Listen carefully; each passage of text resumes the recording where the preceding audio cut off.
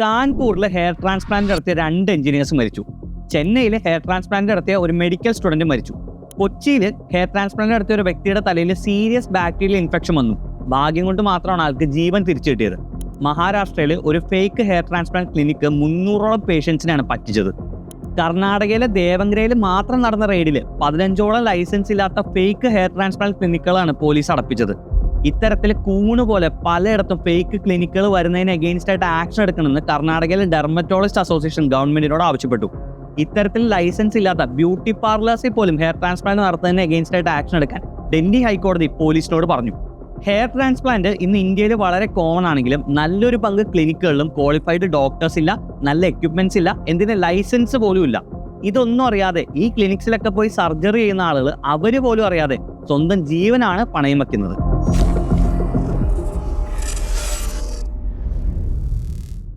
നമ്മുടെ പാരൻസിൻ്റെയും ഗ്രാൻഡ് പാരൻസിൻ്റെ ഒക്കെ ജനറേഷനിൽ ഒരുപാട് ആളുകൾക്ക് കഷണ്ടി ഉണ്ടെങ്കിലും അതിൽ വളരെ കുറച്ച് ആളുകൾ മാത്രമേ വിഗോ മറ്റൊക്കെ ഉപയോഗിക്കുന്നത് കാണാറുള്ളൂ. പക്ഷെ ഇന്നത്തെ അവസ്ഥ അതാണോ? മുടികൊഴിച്ചിൽ തുടങ്ങുമ്പോഴേക്കും ആളുകൾ ഹെയർ ട്രാൻസ്പ്ലാന്റിനെ പറ്റിയാണ് ചിന്തിക്കുന്നത്.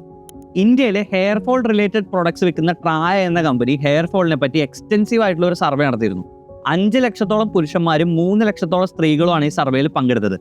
ഈ സർവേയിൽ പങ്കെടുത്തതിൽ ഭൂരിഭാഗം ആളുകൾ പറഞ്ഞത് അവർ എയ്തർ മുടി കൊഴിച്ചിലിന്റെ പ്രോബ്ലം, മുടി നരക്കലിന്റെ പ്രോബ്ലം ഫേസ് ചെയ്യുന്നുണ്ടെന്നാണ്. അത് മാത്രമല്ല, ഈ സർവേയിൽ പങ്കെടുത്ത 25 വയസ്സിൽ താഴെയുള്ള പുരുഷന്മാരിൽ 50% കൂടുതൽ ആളുകൾക്ക് മുടി കൊഴിച്ചിലിന്റെ പ്രോബ്ലം ഉണ്ടായിരുന്നു. നമ്മുടെ ജീവിതത്തിൽ ഡെയിലി നടക്കുന്ന ഓരോ കാര്യങ്ങളും സ്റ്റോറീസും സ്നാപ്സും ഒക്കെ ആയിട്ട് സോഷ്യൽ മീഡിയയിൽ ഇടുന്ന ഈ കാലഘട്ടത്തിൽ ആളുകൾ ലുക്സിനെ പറ്റി കൂടുതൽ കൺസേൺഡ് ആണ്. അതുകൊണ്ട് തന്നെ ഇന്നത്തെ കാലത്ത് യുവാക്കൾ ഫേസ് ചെയ്യുന്ന ഏറ്റവും വലിയ ഇൻസെക്യൂരിറ്റികളിൽ ഒന്നായിട്ട് മാറിയിരിക്കുകയാണ് മുടി കൊഴിച്ചിൽ. ഈ ഇൻസെക്യൂരിറ്റി പക്ഷെ കമ്പനികളെ സംബന്ധിച്ച് ഒരു ഓപ്പർച്യൂണിറ്റിയാണ്.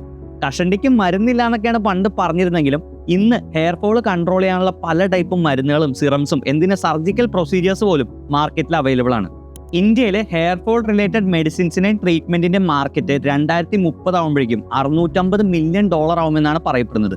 ഇപ്പോഴത്തെ പ്രൊജക്റ്റഡ് റേറ്റ് വെച്ച് നോക്കിയാൽ 2030 ആകുമ്പോഴേക്കും ലോകത്തിൽ മൊത്തം വിൽക്കുന്ന ഹെയർ ഫോൾ റിലേറ്റഡ് മരുന്നുകളുടെ 10% കഴിക്കുന്നത് നമ്മൾ ഇന്ത്യക്കാരായിരിക്കും. ഇനി ഇന്ത്യയിൽ നടക്കുന്ന ഹെയർ ട്രാൻസ്പ്ലാന്റ് സർജറീസിന്റെ കണക്ക് നോക്കിയാൽ ഓരോ വർഷവും 3.5 ലക്ഷം സർജറീസ് ആണ് നടക്കുന്നത്. അടുത്ത 10 വർഷത്തിനുള്ളിൽ ഈ നമ്പർ ഓൾമോസ്റ്റ് 4 ഇരട്ടിയാവുമെന്നാണ് എക്സ്പെക്ട് ചെയ്യുന്നത്. ഹ്യൂജ് ഡിമാൻഡ്, ആളുകളുടെ ഇടയിൽ അവയർനെസ് ഇല്ല, ഒട്ടും റെഗുലേറ്റഡും അല്ല, കോടിക്കണക്കിന് രൂപയുടെ ഇൻഡസ്ട്രി. ഈ കാരണങ്ങളൊക്കെ കൊണ്ട് ഒരുപാട് ഫ്രോഡ് ഇന്ന് ഇൻഡസ്ട്രിയിൽ നടക്കുന്നുണ്ട്. അതിൽ ഏറ്റവും പ്രധാനപ്പെട്ടത് ഫേക്ക് ആയിട്ടുള്ള ഹെയർ ട്രാൻസ്പ്ലാന്റ് ക്ലിനിക്സ് ആണ്.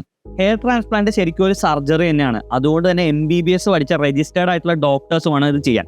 നമ്മുടെ നാട്ടിൽ ഇന്ന് കൂണ് പോലെ ഹെയർ ട്രാൻസ്പ്ലാന്റ് ക്ലിനിക്സ് ഉണ്ട്. പക്ഷെ ഇതിൽ പലതിലും സർജറി നടത്തുന്നത് ക്വാളിഫൈഡ് ആയിട്ടുള്ള ഡോക്ടേഴ്സ് അല്ല, മറിച്ച് ഡെന്റിസ്റ്റുകളോ കോസ്മെറ്റോളജിസ്റ്റുകളോ BSc ഡിഗ്രി ഹോൾഡേഴ്സ് ഒക്കെയാണ്. ഇവിടെ കൃത്യമായിട്ടുള്ള അവയർനെസ് ഇല്ലാത്തതുകൊണ്ട് തന്നെ കോസ്മെറ്റോളജിസ്റ്റ് ഒരു ഡോക്ടറാണെന്ന് പേഷ്യൻസ് തെറ്റിദ്ധരിക്കുന്നു. കോസ്മെറ്റോളജിസ്റ്റ് എന്ന് വെച്ചാൽ അവർ 2 വർഷത്തെ ഡിപ്ലോമ കോഴ്സൊക്കെ ചെയ്തു വരുന്ന ഒരു ബ്യൂട്ടീഷ്യനാണ്. മാനിക്യൂറും പെഡിക്യൂറും ഫേഷ്യലും ഹെയർ സ്പാ ഒക്കെ മാത്രം ചെയ്യാൻ ക്വാളിഫൈഡ് ആയിട്ടുള്ള ആളുകളാണ് ഇന്ന് ഹെയർ ട്രാൻസ്പ്ലാന്റ് സർജറീസ് ഇവിടെ ചെയ്യുന്നത്. പൂനെയിൽ BSc ഡിഗ്രി മാത്രമുള്ള ഒരാൾ ഡോക്ടറാണെന്ന് തെറ്റിദ്ധരിപ്പിച്ച് ഹെയർ ട്രാൻസ്പ്ലാന്റ് ക്ലിനിക്ക് നടത്തി 300ഓളം പേഷ്യൻസിനാണ് പറ്റിച്ചത്. ആ ക്ലിനിക്കിൽ വർക്ക് ചെയ്തിരുന്ന 2 നഴ്സുമാരുടെ ക്വാളിഫിക്കേഷൻ വെറും 10ാം ക്ലാസ് ആയിരുന്നു. ഡൽഹിയിൽ ലൈസൻസ് ഇല്ലാത്ത ഒരു ഹെയർ ട്രാൻസ്പ്ലാന്റ് ക്ലിനിക്കിൽ 5 ലക്ഷം രൂപ കൊടുത്ത ഒരാൾ ഒരു സർജറി നടത്തി. അയാളുടെ കഷണ്ടി മാറാൻ വേണ്ടിയിട്ട് തലയുടെ ബാക്ക് സൈഡിൽ നിന്ന് മുടിയെടുത്ത് ഫ്രണ്ടിൽ ഗ്രാഫ്റ്റ് ചെയ്തു. പക്ഷെ ഗ്രാഫ്റ്റ് എടുത്ത രീതി കറക്റ്റ് അല്ലാത്തതുകൊണ്ട് ബാക്ക് സൈഡിൽ പിന്നെ മുടി ഇല്ലാതായി.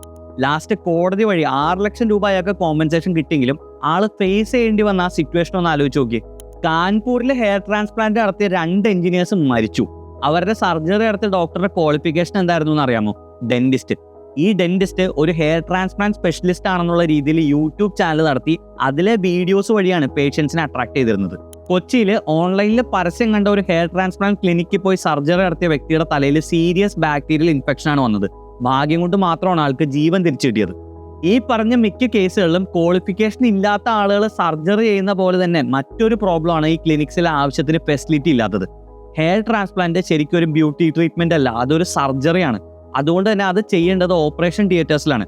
പക്ഷെ ഈ മിക്ക ക്ലിനിക്കുകളിലും ഇങ്ങനത്തെ സർജറീസ് ചെയ്യുന്നത് നോർമൽ റൂംസിലോ എന്തിന് ഡെന്റിസ്റ്റുകളുടെ ചെയറിൽ കിടത്തിയൊക്കെയാണ്. ഒരു സർജറി ഒരിക്കലും ചെയ്യാൻ പാടില്ലാത്ത സ്ഥലങ്ങളിൽ ഇതൊക്കെ ചെയ്യുന്നതും ഈ സർജറിക്ക് വേണ്ടി ഉപയോഗിക്കുന്ന എക്യുപ്മെന്റ്സും നീഡിൽസ് ഒക്കെ പ്രോപ്പർലി സ്റ്റെറിലൈസ് ചെയ്യാത്തതൊക്കെ കൊണ്ടാണ് പേഷ്യൻസിന് ബാക്ടീരിയൽ ഇൻഫെക്ഷൻസ് വരുന്നതും മരിക്കുന്നതൊക്കെ. ഇതൊരു പുതിയ ഫീൽഡ് ആയതുകൊണ്ട് തന്നെ ആർക്കൊക്കെ ഈ സർജറി ചെയ്യാമെന്ന് മെഡിക്കൽ ഫീൽഡിലുള്ളവരുടെ ഇടയിൽ നിന്നോ ഗവൺമെന്റിന്റെ ഇടയിൽ നിന്നോ ഒരു ക്ലാരിറ്റി ഇതുവരെ വന്നിട്ടില്ല. ഡെന്റിസ്റ്റുകളുടെ ഗവേണിംഗ് ബോഡി ഡെന്റിസ്റ്റുകൾക്ക് ട്രെയിനിങ് ലഭിച്ചാൽ ഇത്തരത്തിലുള്ള സർജറീസ് ചെയ്യാമെന്നൊരു സർക്കുലർ ഇറക്കി. പക്ഷേ ഈ സർജറി ഡെന്റിസ്റ്റുകളുടെ ഫീൽഡ് ഓഫ് സ്റ്റഡിയിൽ നിന്നും വ്യത്യസ്തമാണെന്നും ഡെന്റിസ്റ്റുകൾക്ക് ഒരിക്കലും ഇത് ചെയ്യാനുള്ള സ്പെഷ്യലൈസേഷൻ ഇല്ല എന്ന് കാണിച്ചുകൊണ്ട് ഡോക്ടേഴ്സിന്റെ ഗവേണിംഗ് ബോഡി കോടതിയിൽ ഒരു PI ഫയൽ ചെയ്തു. ആ കേസ് 2-2.5 കൊല്ലമായിട്ടും ഇപ്പോഴും കണ്ടിന്യൂ ആണ്. യാതൊരുവിധ ക്ലാരിറ്റി ഇതുവരെ വന്നിട്ടില്ല. ഈ സർജറീസ് ചെയ്യുമ്പോൾ പാലിക്കേണ്ട ഗൈഡ് ലൈൻസും ഈ സർജറി നടത്തുന്ന റൂംസിന്റെ സ്പെസിഫിക്കേഷൻസിനെ ഒക്കെ പറ്റി ICMRന്റെ ഗൈഡ് ലൈൻസ് ഉണ്ടെങ്കിലും ഇതൊന്നും എവിടെയും പാലിക്കപ്പെടുന്നില്ല. ഗവൺമെന്റ് ആണെങ്കിൽ ഇതൊട്ട് ഇംപ്ലിമെന്റ് ചെയ്യാനും ശ്രമിക്കുന്നില്ല. അതായത് ഒരു സാധാരണ പേഷ്യന്റിനെ സംബന്ധിച്ച് ഈ സർജറി ആരെ കൊണ്ട് ചെയ്യിക്കാം എന്നതിനെ പറ്റിയിട്ട് യാതൊരുവിധ ക്ലാരിറ്റി ഇല്ലാത്തൊരവസ്ഥ. വർഷം 3.5 ലക്ഷം സർജറീസ് നടക്കുന്ന ഒരു സർജറിയാണ്. എന്നിട്ടും പേഷ്യൻസിന് ഏത് ഡോക്ടറിനെ അപ്രോച്ച് ചെയ്യുന്ന ഒരു ക്ലാരിറ്റി നൽകാൻ നമ്മുടെ സിസ്റ്റത്തിന് പറ്റുന്നില്ലെങ്കിൽ അത് സിസ്റ്റത്തിന്റെ അട്ടർ ഫെയിലിയർ അല്ലേ? ഇന്ന് ഹെയർ ഫോളിന്റെ പ്രോബ്ലം ഫേസ് ചെയ്യുന്ന ആളുടെ മുമ്പിലുള്ള ആദ്യത്തെ സൊല്യൂഷൻ ഹെയർ ട്രാൻസ്പ്ലാന്റ് അല്ല, മറിച്ച് മരുന്നുകളും സപ്ലിമെന്റ്സും മറ്റ് പ്രൊഡക്ട്സ് ഒക്കെ യൂസ് ചെയ്യലാണ്. അതുകൊണ്ട് തന്നെ കഴിഞ്ഞ 5 വർഷത്തിന്റെ ഇടയിൽ ഇത്തരത്തിലുള്ള പ്രൊഡക്ട്സിന്റെ ഡിമാൻഡ് ഇന്ത്യയിൽ വളരെയധികം കൂടി. ഇന്ന് പല ബ്രാൻഡുകളുടെ പല പ്രൊഡക്ട്സ് മാർക്കറ്റിൽ അവൈലബിൾ ആണ്. മെഡിസിൻസ്, ഗമ്മീസ്, സ്പ്രേസ്, സിറംസ്, പല type hair oils, Derma rollers, scalp massages തുടങ്ങി പലതും. ഈ പ്രൊഡക്ട്സ് ഒക്കെ സെല് ചെയ്യാൻ വേണ്ടി വളരെ അഗ്രസീവ് ആയിട്ടുള്ള മാർക്കറ്റിംഗ് ആണ് ഈ കമ്പനീസ് ചെയ്യുന്നത്. ഈ വീഡിയോയുടെ റിസർച്ചിന് വേണ്ടിയിട്ട് ഞാൻ ഹെയർ ഫോളിനെ പറ്റി കുറച്ച് സെർച്ച് ചെയ്തിരുന്നു. അതിനുശേഷം പിന്നെ എൻ്റെ യൂട്യൂബിൻ്റെയും ഇൻസ്റ്റാഗ്രാമിൻ്റെ ഫീഡിലും എനിക്ക് വരുന്ന പരസ്യങ്ങളൊക്കെ ഹെയർ ഫോൾ റിലേറ്റഡ് പ്രോഡക്ട്സുമായിട്ട് ബന്ധപ്പെട്ടതാണ്. ഒരു കമ്പനിയുടെ പരസ്യം വന്നത് അവർ ഫ്രീ ആയിട്ട് ഓൺലൈൻ വഴി ഹെയർ ടെസ്റ്റ് നടത്തി എൻ്റെ ഹെയറിന് വേണ്ട ഏറ്റവും ബെസ്റ്റ് പ്രോഡക്ട്സ് സജസ്റ്റ് ചെയ്യാമെന്ന്. വേറൊരു കമ്പനിയുടെ പരസ്യം 0 സൈഡ് എഫക്ട്സ് ഉള്ള ക്ലിനിക്കലി ടെസ്റ്റഡ് ആയിട്ടുള്ള ഹെയർ കെയർ കിറ്റ് തരാമെന്ന്. പക്ഷെ അതേ കമ്പനിയുടെ വെബ്സൈറ്റ് സെർച്ച് ചെയ്തപ്പോൾ 0 സൈഡ് എഫക്ട് എന്ന ക്ലെയിം പ്രൂവ് ചെയ്യാൻ വേണ്ടിയിട്ട് യാതൊരുവിധ ടെസ്റ്റുകളോ സർട്ടിഫിക്കറ്റ്സോ ഒന്നും അവരുടെ കയ്യിലില്ല. പിന്നെ ക്ലിനിക്കൽ ടെസ്റ്റ് നടത്തി എന്നതിന് വേണ്ടിയിട്ട് അവരവിടെ കൊടുത്തിരിക്കുന്ന ഡോക്യുമെന്റ് ആ പ്രൊഡക്റ്റിൽ ഉപയോഗിക്കുന്ന ഒരു കമ്പോണന്റ് ആയിട്ടുള്ള മിനോഡോക്സിലിനെ പറ്റി അമേരിക്കയിൽ നടന്നൊരു സ്റ്റഡിയാണ്. അതായത് അവരുടെ പ്രൊഡക്റ്റിനെ പറ്റിയുള്ള സ്റ്റഡിയല്ല, അവരുടെ പ്രൊഡക്റ്റിന്റെ ഇൻഗ്രീഡിയന്റിനെ പറ്റിയുള്ള സ്റ്റഡിയാണ് അവർ ക്ലിനിക്കൽ സ്റ്റഡി ആയിട്ട് അതിൽ കാണിച്ചിരിക്കുന്നത്. ഈ പ്രൊഡക്ട്സ് ഒക്കെ ചിലപ്പോൾ എഫിഷ്യന്റ് ആയിരിക്കാം, ചിലപ്പോൾ റിസൾട്ടും കിട്ടാം. പക്ഷേ ഇത്തരത്തിലുള്ള ഫേക്ക് ക്ലെയിംസ് യൂസ് ചെയ്തും ഇൻഫ്ലുവൻസേഴ്സിനെ യൂസ് ചെയ്തിട്ടുള്ള അഗ്രസീവ് ആയിട്ടുള്ള മാർക്കറ്റിംഗ് ഒക്കെ വഴി ഇതൊരു മിറക്കിൾ പ്രൊഡക്റ്റ് ആണെന്നുള്ള പ്രതീതി കസ്റ്റമേഴ്സിന്റെ ഇടയിൽ ക്രിയേറ്റ് ചെയ്യുന്നതാണ് ഇവിടുത്തെ പ്രശ്നം. ഇങ്ങനത്തെ പ്രൊഡക്ട്സിന്റെ പ്രൊമോഷൻസിലും മാർക്കറ്റിംഗിലും ഇൻഫ്ലുവൻസേഴ്സിന്റെ പങ്ക് എടുത്തു പറയേണ്ടതാണ്. 6 മാസമെങ്കിലും ഉപയോഗിച്ചാൽ മാത്രം ചെറിയ രീതിയിൽ റിസൾട്ട് ഒക്കെ കാണുന്ന ഈ പ്രൊഡക്ട്സ് ഒരിക്കൽ പോലും ഉപയോഗിക്കാതെ അതിന്റെ ഇൻഗ്രീഡിയന്റ് ലിസ്റ്റ് വായിക്കാതെ ഈ കമ്പനിയുടെ ഒതന്റിസിറ്റി വെരിഫൈ ചെയ്യാതെ ഇത് ബെസ്റ്റ് പ്രൊഡക്റ്റ് ആണെന്ന് പറഞ്ഞ് ഇവർ പ്രൊമോട്ട് ചെയ്യും. ഇവരൊക്കെ അന്ധമായിട്ട് വിശ്വസിക്കുന്ന ആളുകൾ ഇത് മേടിക്കും, പറ്റിക്കപ്പെടും. ഹെയർ ഫോൾ കൺട്രോൾ ചെയ്യാനുള്ള മെഡിസിൻ എന്ന രീതിയിൽ ഈ കമ്പനികൾ വിൽക്കുന്ന പല പ്രൊഡക്ട്സും പക്ഷെ അവർ രജിസ്റ്റർ ചെയ്യുന്ന ന്യൂട്രാസ്യൂട്ടിക്കൽസ് ആയിട്ടാണ്. ഫോർ എക്സാമ്പിൾ പാരസെറ്റമോൾ ഒരു മെഡിസിൻ ആണ്.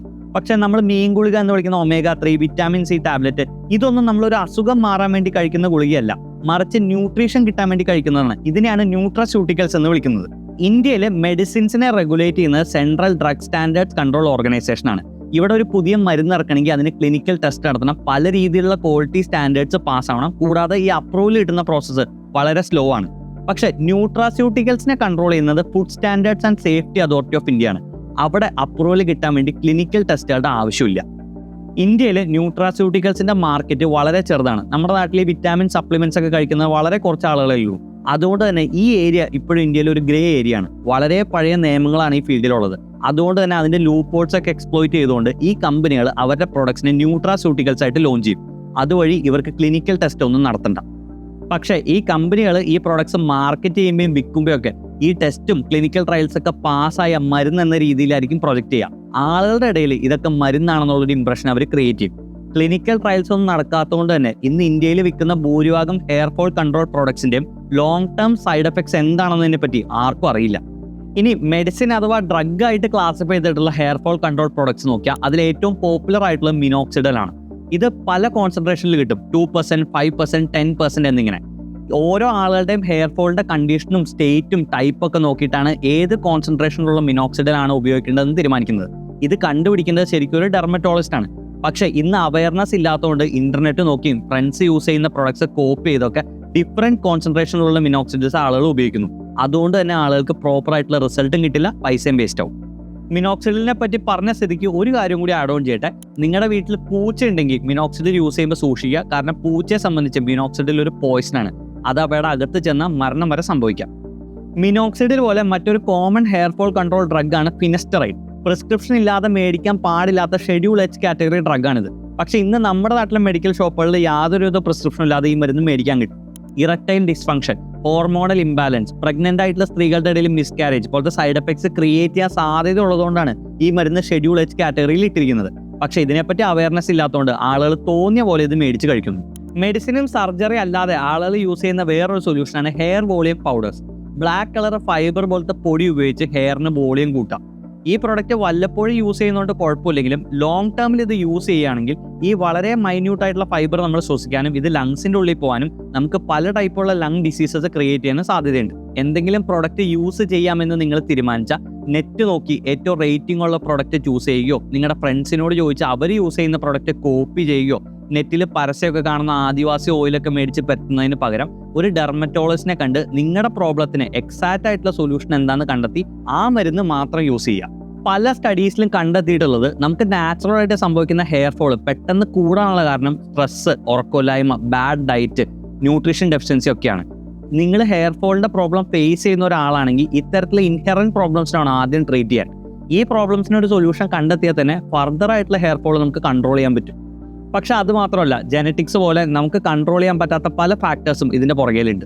നിങ്ങൾക്ക് ഒരുപാട് ഹെയർ ലോസ് സംഭവിച്ചു, ഇനി ട്രാൻസ്പ്ലാന്റ് അല്ലാതെ മറ്റൊരു വഴിയില്ല, ഹെയർ ട്രാൻസ്പ്ലാന്റ് ചെയ്യാൻ നിങ്ങൾ തീരുമാനിച്ചെങ്കിൽ തീർച്ചയായിട്ടും നിങ്ങൾക്ക് അത് ചെയ്യാം. കാരണം ഇതൊരു പ്രൂവൻ പ്രൊസീജിയറാണ്. മാത്രമല്ല ആദ്യ കാലങ്ങളിൽ സെലിബ്രിറ്റീസിന് മാത്രം ആക്സസിബിൾ ആയിരുന്ന ഈ പ്രൊസീജിയർ ഇന്ന് സാധാരണക്കാർക്ക് അഫോർഡബിൾ ആണ്. പക്ഷെ ഇത് ചെയ്യുമ്പോൾ നിങ്ങൾ ശ്രദ്ധിക്കേണ്ട കുറച്ച് കാര്യങ്ങളുണ്ട്. നിങ്ങൾ സർജറി ചെയ്യാൻ പോകുന്ന സ്ഥലത്തിന്റെ ലൈസൻസും രജിസ്ട്രേഷനും അവിടുത്തെ ഡോക്ടറുടെ ക്വാളിഫിക്കേഷനും എൻഷുർ ചെയ്യുക. ഏതെങ്കിലും ഒരു സെലിബ്രിറ്റി ഇന്ന സ്ഥലത്താണ് ചെയ്തത്, ഈ സെലിബ്രിറ്റി ഇത് നല്ലതാണെന്ന് പറഞ്ഞു എന്ന് മാത്രം കേട്ടുകൊണ്ട് ഒരു സെന്റർ ചൂസ് ചെയ്യുന്നതിന് പകരം നിങ്ങളുടെ സൈഡിൽ നിന്ന് ഒരു അന്വേഷണം നടത്തുക.